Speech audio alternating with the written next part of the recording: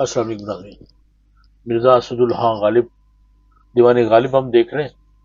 الفاظ کے معنی اور اشعار کی مسلسلی کے ساتھ، اور آج غزل نمبر 6 کی جو رہ گئے تھے ہمارے اشعار 3 5 تا 7 وہ دیکھتے ہیں کہ شعر نمبر 5 ہے کہ جاتی ہے کوئی کشمکش اندوہ عشق کی، دل بھی اگر گیا تو وہی دل کا درد تھا، احباب چارہ سازی وحشت نہ کر سکے، زنداں میں بھی خیال بیابان نورد تھا، یہ لاش بے کفن اسد خستہ جاں کی ہے، حق مغفرت کرے عجب آزاد مرد تھا۔ تو یہ شعر زیادہ مشکل الفاظ تو نہیں ہے کہ جاتی ہے کوئی کشمکش گو مگو کھینچا تانی، اندوہ عشق کی، اندوہ عشق یعنی عشق کا غم، عشق کا رنج، عشق کا دکھ۔ اور دوسرے شعر میں احباب یار دوست، اور چارہ سازی علاج مداوا، اور زندہ کہتے ہیں قید کو، قید خانہ، اور بیابان نورد، بیاباں اس کو سمجھتے ہیں کیا ہوتا ہے، ویرانہ، اور نورد ہوتا ہے ہم سفر، ہم راہی، یعنی بیاباں میں ساتھ آپ کے سفر کرنے والا۔ اور یہ لاش بے کفن بغیر کفن کے، اسد غالب کا پہلے شروع میں جو تخلص تھا وہ اسد تھا، اور خستہ جاں بالکل، یعنی آپ غریب غربا کے الفاظ میں لکھ بھی سکتا ہے کہ جس کی حالت بڑی ہی جو ہے وہ خستہ ہو، اور حق اللہ کی طرف سے اشارہ ہے، اور مغفرت کرے، معاف کرے، اور آزاد مرد یعنی آزاد طبیعت اس کو آپ کہہ سکتے ہیں۔ اگر مختصر تشریح دیکھیں ہم تو جاتی ہے کوئی، یہاں تک کوشچن مارک ہے کہ جاتی ہے کوئی کشمکش اندوہ عشق کی، دل بھی اگر گیا تو وہی دل کا درد تھا۔ عرب کے اشعار میں یہ بات ہے کہ اگر اس کو مصرع کو اگر آپ صحیح طرح پڑھ لیں تو مطلب اس کا آسانی سے واضح ہو جاتا ہے، لیکن بعض دفعہ اب جیسے جاتی ہے کوئی کشمکش اندوہ عشق کی، اگر آپ اس کو ایسے کنٹینیوسلی پڑھیں گے تو صحیح طرح واضح نہیں ہوگا۔ اگر ہم کہتے ہیں کہ جاتی ہے کوئی، جیسے پوچھ رہے ہیں کہ جاتی ہے کوئی کشمکش اندوہ عشق کی، دل بھی اگر گیا تو وہی دل کا درد تھا، یعنی عاشق کو غم عشق کی کشمکش سے کبھی نجات نہیں ملتی۔ وہ کہتا جاتی ہے، یہ پوچھ رہا ہے کہ یہ کبھی جاتی ہی نہیں ہے،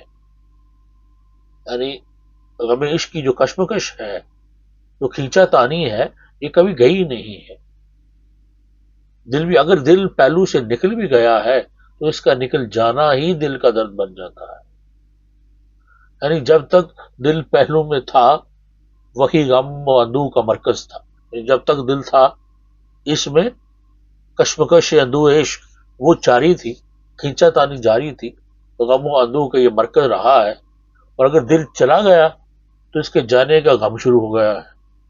غرض کسی بھی صورت میں غم کی کھینچا تانی سے مخلصی، خلاصی جو ہے وہ نہیں ملتی۔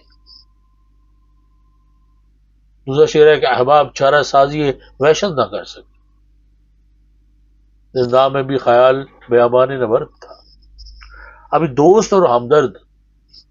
میری وحشت کی حالت میں علاج کی کوئی تدبیر نہیں کر سکے، چارہ سازی کوئی تدبیر کرنا، علاج کرنا، ان کے پاس تو صرف یہ تھا کہ مجھے قید کر دیتے تاکہ بحالت دیوانگی باہر نکل کر بیاباں میں نہ پہنچ جاتا۔ اس طرح انہوں نے میرا جسم تو قید میں ڈال دیا، لیکن میرا خیال برابر بیابان نورد میں مصروف رہا، یعنی خیال بیابان نورد، یعنی میرا جو خیال ہے وہ بیاباں میں بھی میرے ساتھ ہم سفر رہا۔ ظاہر ہے کہ جب وحشت و دیوانگی کا علاج میرے جسم کو قید خانے میں ڈالنے سے نہیں ہو سکتا، ضروری ہے کہ خیالات سے بھی وحشت دور کی جائے۔ مرزا یہ بتانا چاہتے ہیں کہ ایک تدبیر تو دوستوں نے کر لی مگر دوسری کا کوئی انتظام نہ کر سکے، زندہ میں تو ڈال دیا لیکن خیال کو نہ پکڑ سکے، خیال جو ہے وہی اسی جو ہے وحشت میں میرا جو ہے وہ ہم سفر رہا ہے۔ اور یہ لاشیں بے کفن اسد خستہ جا کی ہے، حق مغفرت کرے عجب آزاد مرد تھا۔ تو مطلب کہتے ہیں کہ یہ لاش جو ہے، یہ لاش جو ہے جیسے بے کفن سے کفن نصیب نہیں ہوا، یہ اسد کی ہے، یہ غالب کی ہے۔ پریشان حال تھا، ہنستا جاں پریشان حال غریب، اور جس کی جاں زخموں سے چور تھی، یعنی بے لاش جو پڑی لاش نظر آ رہی ہے، یہ پریشان تھا، حال بھی تھا، اور اس کی جان جو ہے زخموں سے چور بھی تھی۔ اللہ تعالیٰ اسے بخشے، وہ بڑا آزاد مرد تھا، بڑا آزاد انسان تھا۔ تو یہ تھی مجھ سے تشریح۔ پوری غزل کو ایک دفعہ پڑھتے تاکہ اس کا مطلب جو ہے وہ ہم پہ واضح ہو کہ دمکی میں مر گیا جو ناباب نبرد تھا، عشق نبرد پیشہ طلبگار مرد تھا زندگی میں مرگ کا کھٹکا لگا ہوا، اڑنے سے بیشتر بھی میرا رنگ زرد تھا، تالیف نسخائے وفا کر رہا تھا میں، مجموعہ خیال ابھی فرد فرد تھا، دل تا جگر ساحل دریائے خون ہے اب، اس رہ گزر میں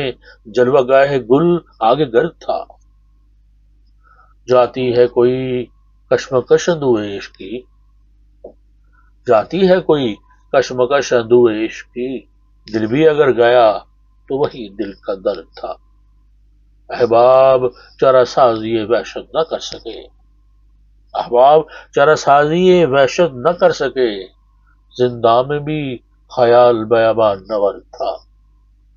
اور بکتا ہے کہ یہ لاش بے کفن اسد خستہ جاں کی ہے، یہ لاش بے کفن اسد خستہ جاں کی ہے، حق مغفرت کرے عجب آزاد مرد تھا۔ جی غالب کی دیوان غالب سے غزل نمبر 6۔ انشاءاللہ پھر نیکسٹ ویڈیو میں ساتھ پہ بات کریں گے، تب تک اجازت دیجیے، اپنا بہت خیال رکھیے، اللہ حافظ۔